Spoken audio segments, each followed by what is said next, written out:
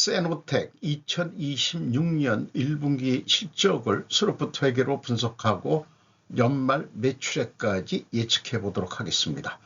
매출은 40% 증가했고 영업이익은 무려 357.5%가 증가했습니다. 가공비 배부 재고자산 회전율은 연간 2.4회전 예상이 되고요. PBR은 1.9 상태입니다. 분석 결과 재고자산 매출원가 회계가 불투명하다고 볼 수 있습니다. 구독, 좋아요 부탁드립니다. 세노텍에 대한 사업 계획입니다. 주소는 경남 함안군 가야읍 한마대로 1256의 40번지네요. 홈페이지 구경해 봤고요. 세라믹의 물리적 처리를 통해 수요산업에 적합한 물성을 지닌 새로운 제품을 만들어내는 첨단 소재 산업입니다. 국내 최초로 세라믹 비드 양산화에 성공한 후 이를 기반으로 약 20년이 넘는 기간 동안 소재 가공 및 제조업을 영위해온 고부가치 복합 소재 기업입니다.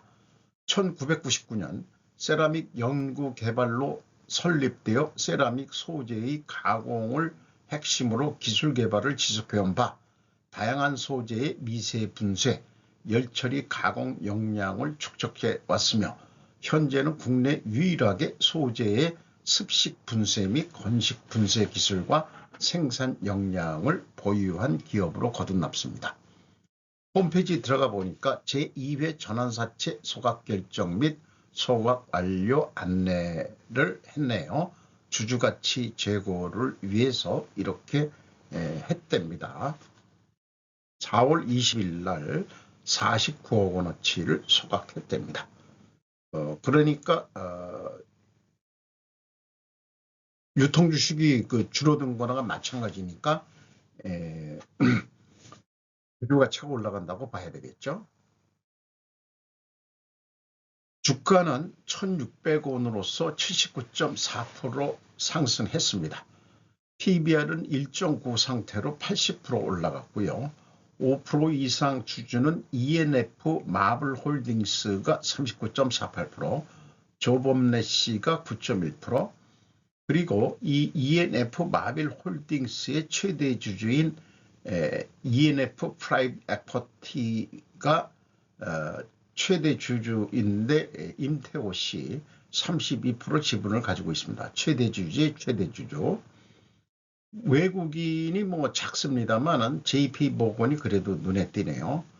2017년 8월 17일 당사의 최대 주주인 강정봉이 보유하고 있는 1,576만 6,994주를 사모펀드 운영업을 영위하고 있는 ENF 프라이빗 에쿼티에 양도하는 계약, 주주간 계약서 및 주주간 합의서를 체결하였고 2017년 8월 30일 ENF 프라이빗 에쿼티는 승계 합의서를 체결하여 ENF 마블홀딩스에게 주주간 계약서 및 주주간 합의서상 양수인의 권리 의무 및 계약상 지위를 이전하였습니다. 자, 말이 길게 설명했는데 중소기업의 가업 승계는 상속세 때문이라도 사모펀드에게 팔리는 것 같은 느낌이 들어가네요. 잘 나가는 기업이라고 하는데 스루풋 회계로 분석한 결과입니다. 매출은 1분기에 104억 6,400만 원, 전년 1분기보다 40%가 증가했습니다. 매출에 비례하는 매출 재료비는 50억 3천만 원으로 64.8% 높게 증가했습니다. 그 갭이 플러스 24.8%이기 때문에 우리는 원재료 가격이 크게 상승했다라고 추론할 수 있습니다. 운영경비 41억 1,900만 원으로 0.4% 운영경비는 거꾸로 줄였습니다. 그 결과 TOE 생산성은 1.3으로서 0.25포인트가 상승했습니다. 영업이익은 13억 1,500만 원으로 357.5%가 증가했고 원가회계 영업이익보다는 7억 6천만 원이 더 이익이 났습니다. 이것은 가공비 배부 재고자산을 감소시켰기 때문입니다. 스루풋 영업이익률 12.6%로 8.7%나 상승했습니다. 연간 가공비 배부 재고 자산 회전율은 2.4회전으로 예상되고 60.4%입니다. 제조업이 한 달 정도 재고만 가져가는 게 저는 아주 표준 모랄이라고 생각하는데요. 2.4회전이 예상된다면 과잉 재고를 너무 많이 가지고 있다. 이 재고가 과연 그만큼 있을까 하는 그런 또 의구심이 들어가네요. 원가회계 영업손익상으로는 영업이익은 253.1%가 증가했습니다.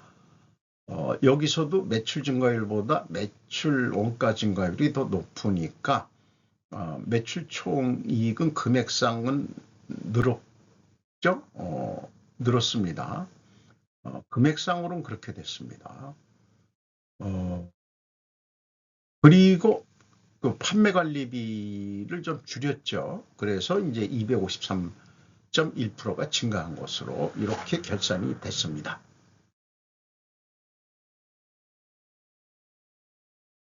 재고자산 내역입니다. 상품, 제품, 제공품 합쳐서 가공비, 배부, 재고자산 145억 3,300만 원, 2025년 말보다 말이 163억 원이었는데 18억 1,400만 원이 감소했습니다. 이것 때문에 원가회계 영업이익보다 더 이익이 나는 것입니다. 매출이 40% 증가했는데 재고는 11%를 줄였습니다. 더 줄였으면 스루풋 이익은 더 났을 것입니다. 이성분 재고자산의 변동 플러스 9억 2,700만 원이면 재고가 감소했다는 뜻이고요. 재고자산 매입 등이라고 표현되어 있으면 이 A 재고자산의 변동은 1번 WCA가 아니고 전체 재고자산을 의미합니다. AB를 더한 MC 매출원가 재료비는 57억 9천만 원으로 82%가 증가했고 운영경비는 0.4%를 줄였습니다. 운영경비 41억 1,900만 원에서 판매관리비 12억 4,600만 원을 뺀 나머지가 28억 7,400만 원이 공장 가공비가 되겠습니다. 재료 비율이 7.8% 상승했습니다. 여기서도 우리는 원재료 및 상품 매입 가격이 상승했다라고 2차 추론해 볼 수 있습니다. 재고자산의 증감을 검증을 해보면은 차이가 8억 8,700만 원 나는데 아까 전체 재고자산의 변동 범위 기준이 전체니까 BWC의 증감액을 빼주면은 일치해야 되는데 차이가 더 계속 납니다. 이것만큼 불투명하고 이 금액만큼 분식회계를 했다라고 얘기할 수 있겠습니다. 이 금액이 무엇인지는 합리적으로 추측할 단서는 찾지 못했습니다. 총 제조비용도 동일한 금액으로 차이가 나고요. 다만 현금 흐름 전체 재고자산은 맞춰놨습니다.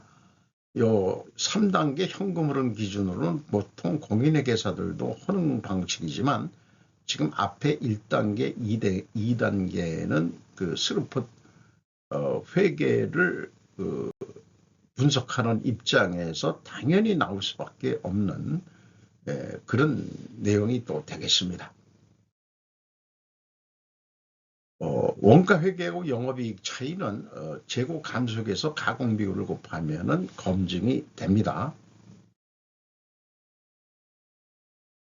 주요 운영경비입니다. 인건비가 10억 8천만 원, 2.4% 증가했습니다. 직원 수는 94명 그대로고요. 평균 임금은 4,600만 원, 이 예상이 됩니다. 우리나라 중소기업의 우리나라 평균이 5천만 원인데 평균 이하네요.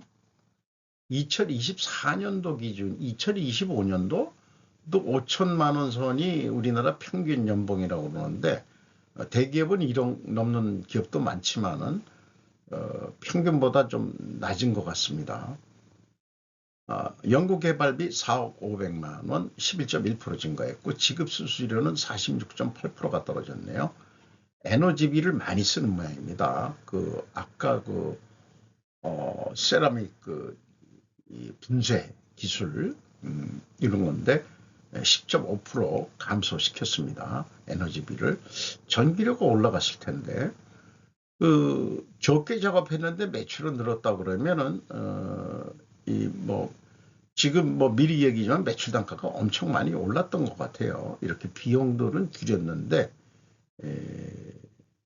이익이 많이 났다는 것은 그렇게 생각이 들어가네요. 그리고 여기서 보면은 노동 생산성이 꽤 올라갔죠. 그런데 노동 분배율은 떨어졌죠. 그래서 이 노동 생산성과 노동 분배율은 역비례, 즉 어떤 역함수 같이 나타납니다.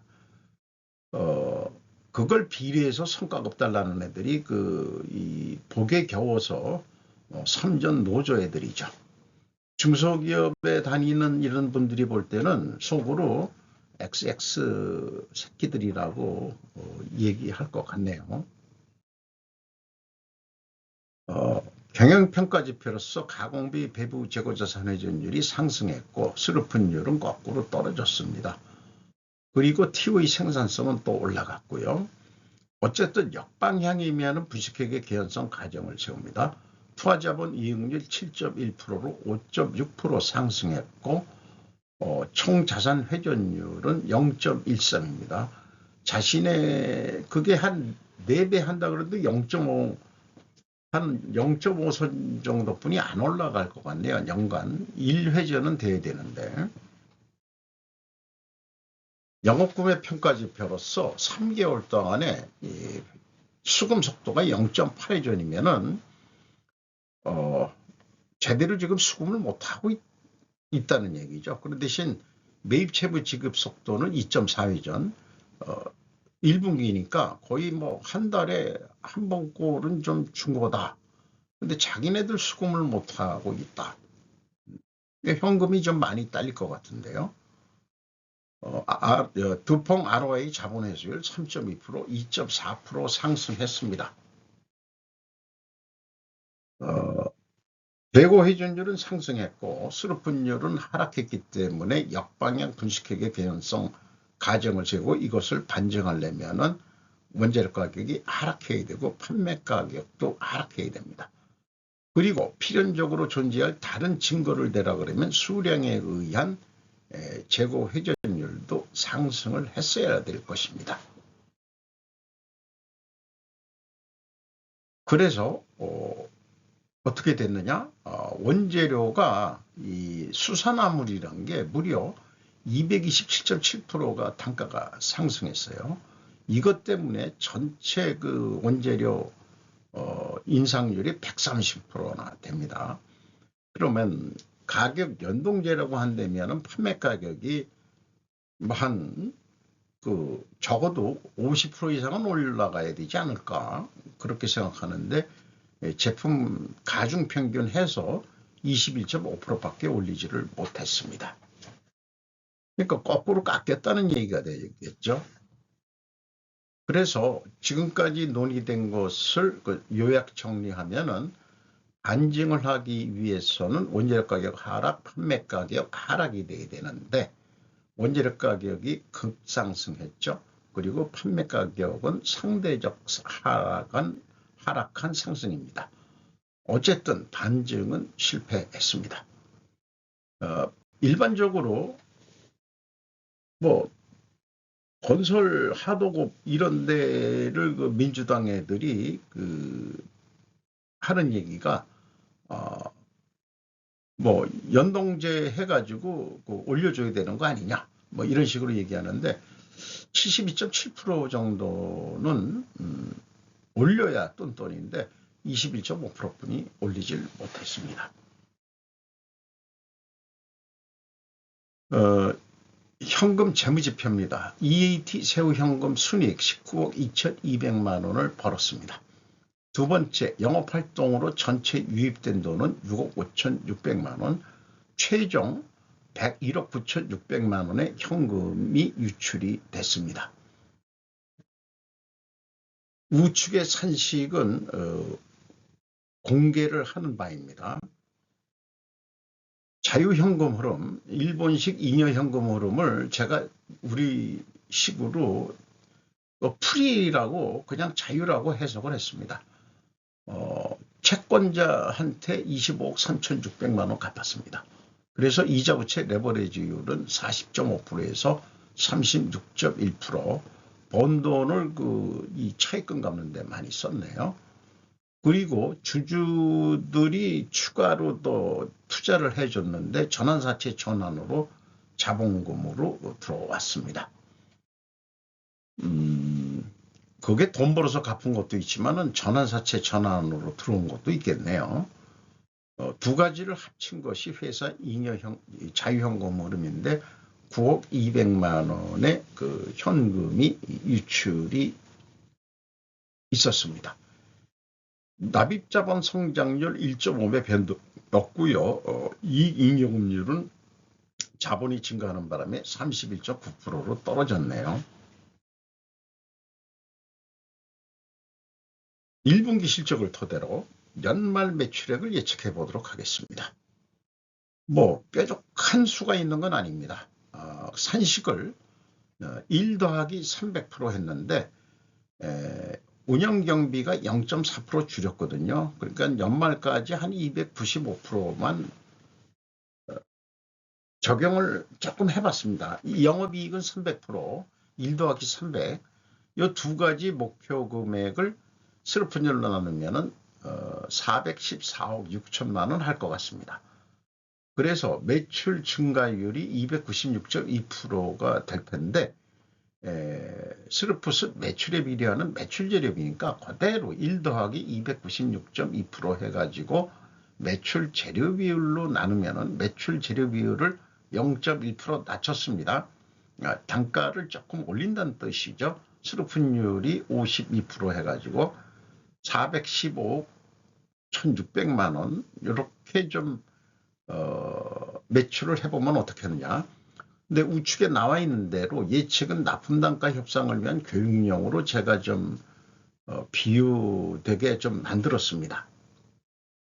자, 그러면은 어떻게 결정하느냐. 그래, 내고 없는 장사 없다. 예의상 우스리만 떼 주십시오. 저도 구매 담당자인데 요거를 하나의 단가라고 얘기를 해보죠. 41,500원에 매입을 하기로 했으면은 회사는 5,302원이 남습니다.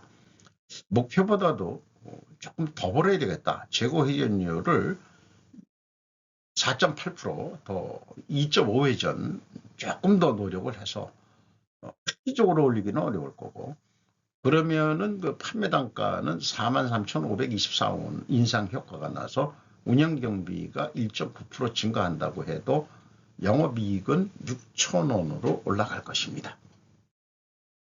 자, 원가 회계에도 매출 증가일 만큼 생산을 증가시키는 것으로 했습니다.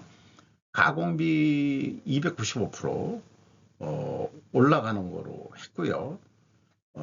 그렇게 해서 매출 원가를 계산해 낸 다음에 그 다음에 판매 관리비 이것도 295% 증가하는 거로 봐서, 그럼 재고가 감소했을 때는 총 제조 비용보다 매출 원가가 여기 증가하죠. 그래서 재고가 감소하면 더 비싸게 팔아야 됩니다. 47,320원. 재고가 20% 증가한다 그러면 41,500원에 팔아도 목표이익은 나오게 되어 있습니다. 이것이 원가 회계의 문제점이죠. 그런데 영업사원이 어떻게 견적을 내겠습니까? 제가 구매 담당에 브릭다운해서 가져오세요. 그랬을 거예요. 그러면은 심리적으로 깎일 것 같으니까 조금씩 다 부풀릴 거예요. 재료비 2만원, 가공비 11,500원. 그래서 총 제조 비용이 31,500원, 판매관리비 5,000원 들어가고요. 그 다음에 36,500원이 원가입니다. 여기에 9,000원은 좀 얹어 주셔야 되겠습니다. 그래서 45,500원에 계약을 합시다. 구매 담당자가 무슨 얘기요? 4,000원은 가까이 되겠어. 스루프 하는 사람들은 그거 해도 장래들이 남는다는데 뭔 얘기요? 그래서 41,500원에 깎였습니다. 그러면은 3,000원뿐이 남지가 않습니다. 자, 목표가 9,000원인데 이 3분의 2 토막이 나버렸단 말이죠. 그래서 매출을 더 좀 물건을 더 사주세요. 생산을 더 재고를 좀 더 좀 팔아주십시오. 이래가지고 해도 재고가 줄어도 원가회계에는 영업이익이 3,412원, 360원뿐이 증가하지 않습니다. 생산을 안 하고 재고만 줄이면 이렇게 된다는 얘기죠. 그래서 그 원가 회계가 항상 재고가 증가해야 한다는 전제 조건은 잘못된 세계에 우리는 살고 있습니다. 41,500원에 팔 때 스루풋은 5,300원 남는데 재고 감소할 때 원가 회계는 2,250원이 적게 나오고요. 재고 증가하면은 스루풋 이익보다도 3,563원 더 높게 이익이 납니다. 근데 생산을 더 이상 하지 않고 판매만 추가로 한다 그러면은 스루풋은 매출에 비례하는 거니까 6,000원이 남는데 거꾸로 3,400원으로 영업이익이 떨어집니다. 이상한 세계죠. 우리는 이렇게 잘못된 세계에서 살고 있습니다. 또 하나의 우리는 가정 실험을 해봐야 됩니다. 매출액 불변 극단적 가정에서 생산 증가면 재고 증가의 경우 재고를 감소시켜야 된다고 제가 계속 주장하는데 생산을 감소할 경우는 어떻게 되느냐. 매출액은 변동이 없을 거다. 그런 가정을 한번 해서 해보면은 생산을 감소하면은 총 재정원가가 줄어들 거 아니에요. 그러니까 20% 연말에 4, 4분기쯤에서 재고가 너무 지금 많으니까 생산 중단하고 있는 재고만 팔자. 이렇게 되면은 생산 감소하면은 9,176억 원을 더 벌어요. 그런데 생산을 증가하면은 2,741억 원밖에 더 벌지를 못합니다. 그래서 영업이익이 그 갭이 그 6,124원이고요. 매출원가 갭은 6,124원이 줄어드는 겁니다. 재고가 감소할 때는. 근데 증가할 때는 뭐 크게 그 이익 보는 게 없죠. 오히려 영업이익이 떨어지죠. 거기다가 그 생산을 감소하면 그만큼 현금을 안 썼으니까 2,907원이 현금이 더 남아 돌죠. 그리고 영업이익 증가하면 실질적으로 현금으로 9,031원은 생산을 20% 줄이면은 이익이 날 것이다. 그러니까 생산성 자꾸 그런 얘기 하지 말라 이거죠. 생산성은 매출에 비례하는 생산성이어야 됩니다. 그리고 중국 애들처럼 덤핑질을 하면은 안 된다는 거. 그건 뭐 숫자로 그냥 보여드리는 거죠. 10% DPC 한다면은 매출액이 37,350원뿐이 되질 않습니다. 영업이익 팍 줄어들죠. 네, 이렇게 돼 있는 거죠. 재고도 덤핑했다고 더 사줬지만은 매출원가가 올라가 버리는 바람에 남는 게 거의 없다. 이익 생산되는 게. 그래서 이런 거를 우리 제닛 앨런 언니가 잘 아니까 중국에 직접 찾아가 가지고 과잉 생산하지 마시고 그다음에 덤핑하지 마세요 했는데 시진핑이가 말을 안 들어 쳐먹었죠. 그러니까 트럼프가 지금 미는 작전을 하고 있는 겁니다. 말을 안 들으면은 어떻게 되는지를 지금 보여주고 있는 셈이죠. 우리는 어느 길을 따라가야 되냐? 원가 회계가 필요 없다는 제 논리적인 글이기도 합니다. 또 이 제조 원가를 정보 시스템의 몸과 라우팅으로 비유해서 제가 좀 학문적으로 이렇게 접근해 본 그 내용이 되겠습니다. 그리고 또 지금 데이터 시스템은 지금 우리 MRP 돌아가는 게 보관 재고와 제공 재고를 분리해놓은 로직을 가지고 있어요. 그러니까 불필요한 복잡성 때문에 뭘 계산하려면은 보관 재고하고 그다음에 제공 재고를 왔다리 갔다리 해야 되니까 시간도 많이 걸리고 그다음에 전기 에너지도 많이 소비를 하죠. 그러니까 이 셀프 체계로 하면은 알고리즘이 간단하기 때문에 그렇게 에너지가 많이 안 들어갈 겁니다. 저는 오늘도 내일도 재고 회전율을 올려라. 제조업은 그거 하나 메시지만 계속 던지고 있습니다. 저의 정신사고 세계를 그림으로 도식화해 본 겁니다. 제약이론 편집증 환자로서 스스로. 그리고 제가 한 15년 넘었나요? 자가 출판했는데 아마 잘 판됐을 거예요. 뭐 팔렸는지 안 팔렸는지 모르지만 제조원가의 분편한 진실. 그 영어로 하면은 inconvenient through of cost해야 되는데 영어식 표현은 코스트를 좀 앞세우려고 콩그리시로 고집을 세워서 이렇게 발간을 했습니다. cost of inconvenient through 이렇게 했습니다.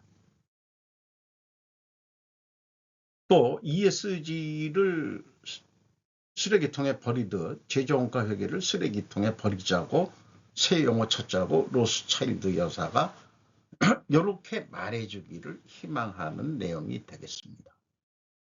오늘도 좋은 하루 되시기 바랍니다. 어버이날을 맞이해서 효자가 커피숍에서 언제 찍었는지 모르지만 찍어서 보냈네요. 제 당분간 심심하니까 저를 소개하는 사진으로 올려놓겠습니다. 오늘도 좋은 하루 되시기 바랍니다. 굿아이.